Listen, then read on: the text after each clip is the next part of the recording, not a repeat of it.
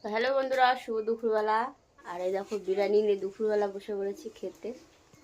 আর এদিকে আমার মা খাচ্ছে, এই আমার মা খাচ্ছে। আর এই যে চিকেন বিরিয়ানি। আর এদিকে আছে খাসির মাথা, মাথা কষা। তো চলো খাওয়া যাক।